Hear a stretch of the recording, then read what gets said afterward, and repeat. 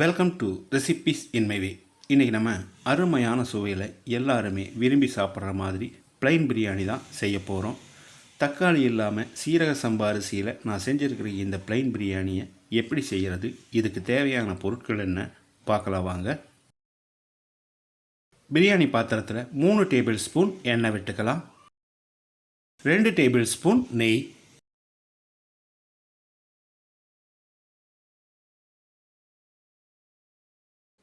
2 பிரியாணி இலை, 2 துண்டு பட்டை, 4 கிராம்பு, 4 ஏலக்காய், 2 பச்சை மிளகாய், மீடியம் சைஸில் 2 பெரிய வெங்காயம் நீல வாக்கில் நறுக்கினது. வெங்காயத்தை பொன்னிறமாக வதக்கிடலாம்.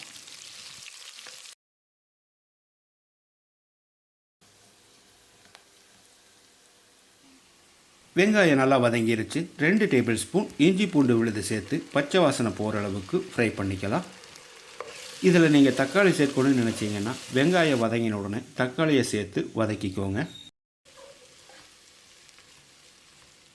ஒரு கைப்பிடி அளவுக்கு புதினா இலை,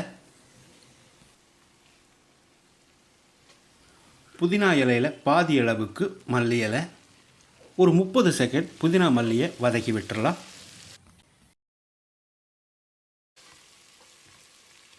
இப்போ ஸ்டவ்வில் தீ குறைச்சி வச்சு 2 டீஸ்பூன் மிளகாய்த்தூள்,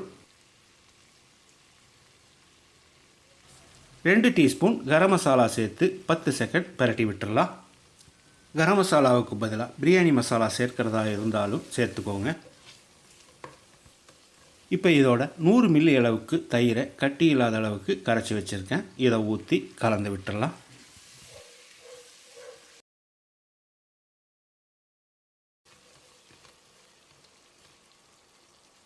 இந்த கிளாஸில் 1 கிளாஸ் சீரக சம்பா அரிசியை அரை மணி நேரம் ஊற வச்சு எடுத்து வச்சுருக்கேன். இதை போட்டுடலாம்.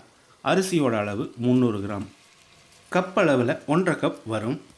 அரிசியை சேர்த்த பிறகு 1 நிமிஷம் இதை நல்லா கலந்து விடணும்.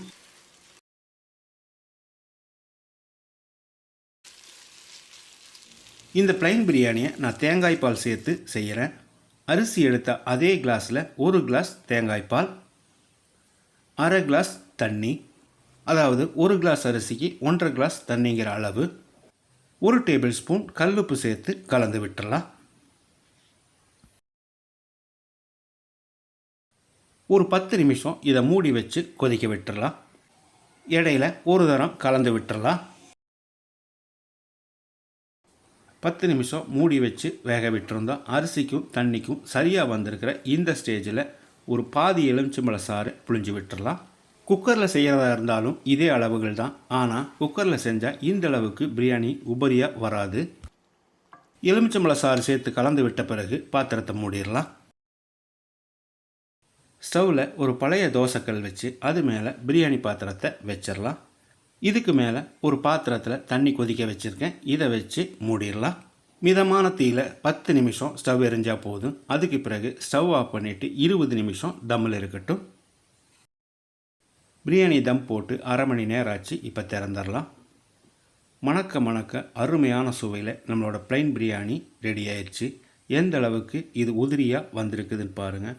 அதே சமயம் பிரியாணியும் மிருதுவாக வெந்திருக்கு. ஒரு துளி கூட அடிப்பிடிக்காத அளவுக்கு நம்மளோட ப்ளைன் பிரியாணியை இதே மாதிரி இதே அளவுகளோட நீங்கள் செய்து பாருங்கள். இந்த வீடியோ பிடிச்சிருந்தா லைக் பண்ணுங்கள், கமெண்ட் பண்ணுங்கள், ஷேர் பண்ணுங்கள். சப்ஸ்கிரைப் பண்ணாதவங்க சப்ஸ்கிரைப் பண்ணுங்கள். மறக்காமல் பெல் பட்டனை கிளிக் பண்ணுங்கள். இந்த ப்ளைன் பிரியாணிக்கு சைடிஷாக நான் செஞ்சுருக்கிற இந்த சிக்கன் ரெசிபியோட வீடியோ லிங்க்கு டிஸ்கிரிப்ஷன் பாக்ஸில் கொடுக்குறேன், பார்த்துக்கோங்க.